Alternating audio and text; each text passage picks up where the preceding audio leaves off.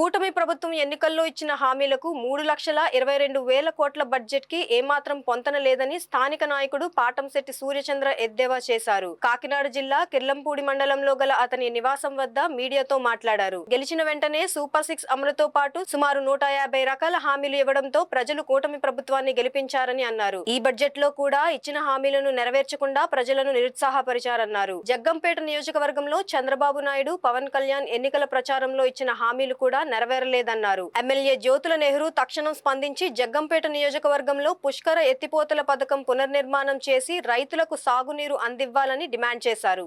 మరి అధికారులందరూ కూడా చెప్పడం జరిగింది. పుష్కర ఎత్తిపోతల పథకం ఇంచుమించు 88 సార్లు లీకేజ్లు అయింది. 2014 నుంచి 2019 వరకు 88 సార్లు లీకేజ్లు అయింది. సమాచార హక్కు చట్టం ద్వారా తీసుకున్న వివరాలు. అప్పట్లో ఎగ్జిక్యూటివ్ ఇంజనీర్ ధవళేశ్వరం వారు సూపరింటెండింగ్ ఇంజనీర్ కి రాయడం జరిగింది లేక.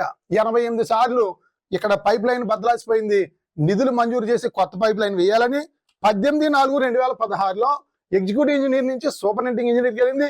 ఎస్సీ ఆఫీస్ నుంచి ఈఎన్సీ వెళ్ళడం జరిగింది. ఈఎన్సీ నుంచి ప్రిన్సిపల్ సెక్రటరీకి వెళ్ళడం జరిగింది. అక్కడ ఇరిగేషన్ మంత్రి ఉమామహేశ్వరరావు గారి దగ్గరికి వెళ్ళడం జరిగింది. అంటే ప్రభుత్వానికి 2016లోనే ఈ పంపించడం జరిగింది ప్రపోజల్స్.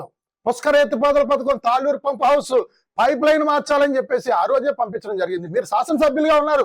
ఆ రోజు మీరు నిధులు మంజూరు చేయించి పైపులు మార్పించి పుష్కర ఎత్తిపోతల పథకాన్ని అక్కడ పునర్నిర్మించుంటే గత 2023లో మరి 30,000 ఎకరాలు పంట సర్వనాశనం అయిపోయి సుమారు 10,000 మంది రైతులకు నష్టం జరిగి ఉండేది కాదని చెప్పేసి చెప్తా ఉన్నాం ఈ సందర్భంగా ఆధారాలతో సహా.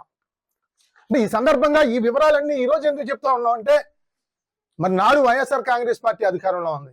మీరు చెయ్యండి అని చెప్పేసి మీరు పోరాటం చేశారు, మేము పోరాటం చేశాం. మరి ఈ రోజు వైఎస్ఆర్ కాంగ్రెస్ పార్టీ అధికారంలో లేదు, తెలుగుదేశం పార్టీ అధికారంలో ఉంది, కూటమి అధికారంలో ఉంది. మీరు శాసనసభ్యులుగా ఉన్నారు. మీరు చేయాల్సింది గత వైసీపీ తప్పు, గత వైసీపీ తప్పు, గత వైసీపీ తప్పు అని మీరు పదే పదే చెప్పడం భావ్యం కాదు. ఇది తెలుగుదేశం పార్టీ అధికారంలో ఉండగానే ఈ నష్టం జరిగింది. జ్యోతుల నెహ్రూ అనే నేను ఎమ్మెల్యేగా ఉండగా, ముఖ్యమంత్రిగా చంద్రబాబు నాయుడు గారు ఉండగానే ఈ నష్టం పుష్కర ఎత్తిపోతల పథకానికి, తాళ్ళూరు పంప్ హౌస్ కి నష్టం జరిగింది అని మీరు రేపు అసెంబ్లీలో ప్రస్తావించండి. ఆధారాలతో సహా మీరు అసెంబ్లీలో ప్రస్తావించండి. 50 కోట్ల రూపాయలు నిధులు తీసుకొచ్చి పుష్కర ఎత్తిపోతల పథకం, తాళ్ళూరు పంప్ హౌస్ పునర్నిర్మాణం చేసి రైతన్నలను కాపాడాలని చెప్పేసి జ్యోతుల నెహ్రూ గారికి రైతుల పక్షాన మేము డిమాండ్ చేస్తా ఉన్నాం. ప్రభుత్వాన్ని కూడా డిమాండ్ చేస్తా ఉన్నాం.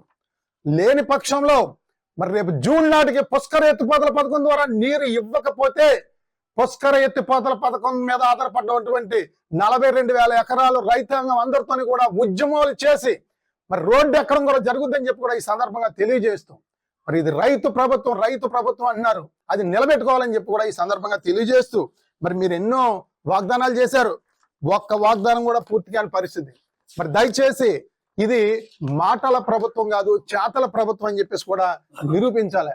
శాసనసభ్యుల వరకు కూడా నేను చెప్తా ఉన్నాను, మీ మనస్సు బాధ అనిపించినా సరే రైతుల కష్టాలు దృష్టిలో పెట్టుకుని మీకు చెప్తా ఉన్నాం.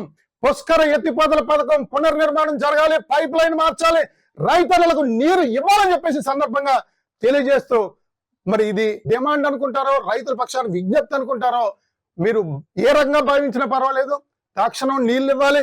మరి సూపర్ 6 హామీలు నెరవేర్చాలి. 150 రకాలు మీరు హామీలు ఇవ్వడం జరిగింది. నిరుద్యోగ భృతి అన్నారు, ఆర్టీసీ ఫ్రీ అన్నారు. అటువంటి ఎక్కడ కూడా బడ్జెట్ లో లేని పరిస్థితి.